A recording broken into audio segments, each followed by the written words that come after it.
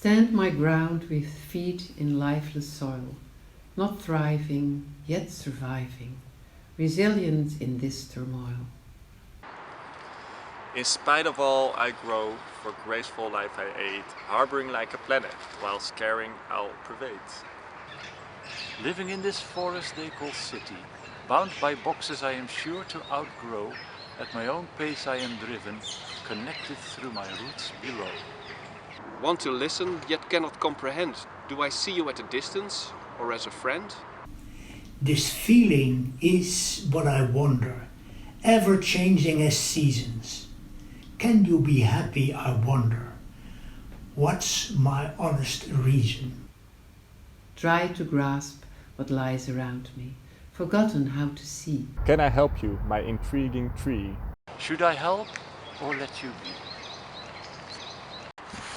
Hello, I'm Klaas Kuitenbrouwer, a researcher at het Nieuwe Instituut, the National Institute for Architecture, Design and Digital Culture in Rotterdam.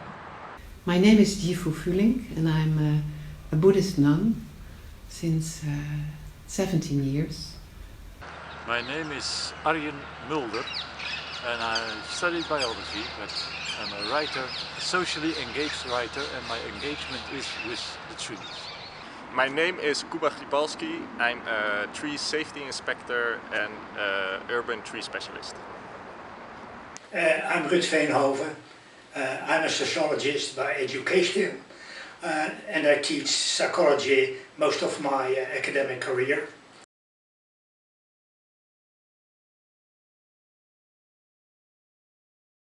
Can a tree be happy?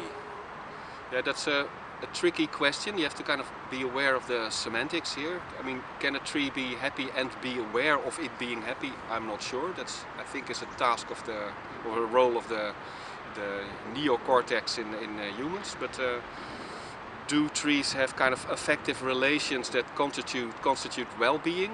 I would definitely say yes.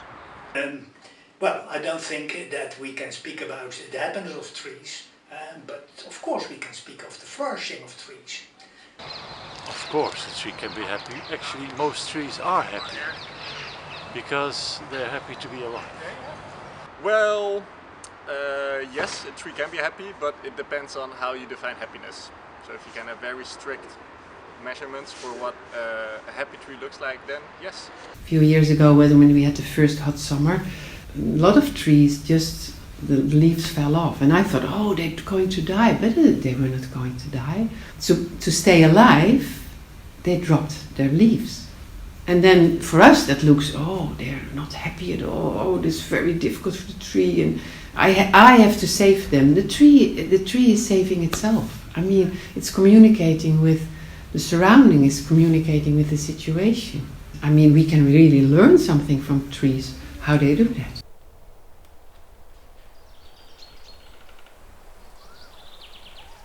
How would I assess if a tree is happy? So for a happy tree you need a lot of space for the tree to grow. So it needs all the nutrients, it needs the moisture, it needs the air. And if it has all these requirements, it can grow into a happy tree or a very big tree. And when a tree is big and eventually completes its life cycle, after hundreds or maybe 1,000 years, you can assess how happy this tree has been. Well, if you're talking about the happiness of trees, then you use the term happiness in the broad sense of quality of life, well-being. But actually, there are different qualities of life. And what I call happiness, life satisfaction, is only one of these. There's first of all the livability of your environment. Well, that applies to humans as well as to trees. There's also, well, your capability to use the opportunities of the environment. I call that lifeability. And, well, your health is part of that. And yes, some trees are better able to maintain in an environment than others. Then when we look at the outcomes of life, there is the utility of your life. Humans can think that we do nice things for the next generation, protect the climate, and that is part of our usefulness. But like other organisms, yeah, we are also part of the biological cycle. In the end, we are eaten by the worms.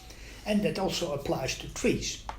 In the right bottom quadrant, appreciation of life, I think that is typically human.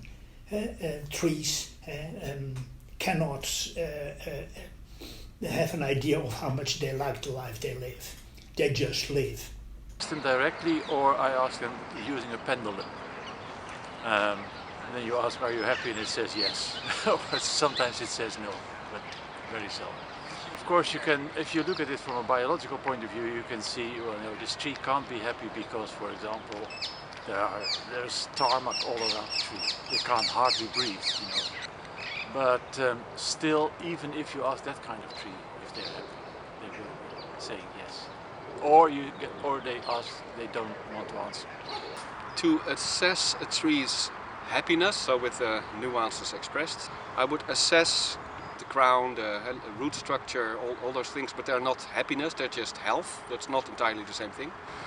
I would go for something like the amount of mutually supportive relations with other beings. So with trees in the area, but also with birds and maybe small mammals, rodents, but also soil life and humans as well.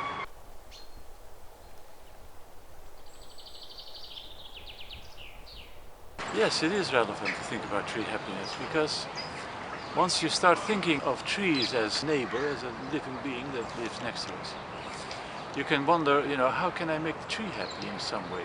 And let them know you love them. And then they will let you know they love you, and then happiness comes about. We need trees, not just for beauty, but also for the sake of the climate. And, that requires that trees flourish. Is it relevant to think about the topic of tree happiness? Well, the question is for whom? As part of the fabric of a city, it makes sense to think of trees as important, let's say, citizens or co-dwellers at least.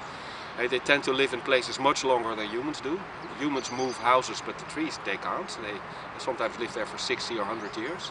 From the human perspective, I think it is helpful to think of the happiness of trees also as part of this larger context of relation to a place. To relate to a tree is also to relate to a history, quite grounded and long-term way. So I think that makes sense. I think it's very relevant to think about it and to observe what trees do and how they live their life and how they are connected with everything because they are a tree. I mean, we as human beings are also connected with everything, but we think that it's me and the rest. The tree has not this problem. So we can learn a lot of trees. What comes up when I think of trees, they bring out gratitude. They are just who they are, to find our function. And they are not thinking, oh, today I'm not so happy. No, they're just doing what they have to do. And how can we be of help in the universe, you could say, in the whole world? And when I find my function, I'm happy. So in a way, you could say, perhaps, the tree is happy because it's just doing what it needs to do. Do I think if it's relevant to think about the topic of tree happiness? I think it's very, very relevant because happy trees make happy people, make a happy city. So they're very relevant.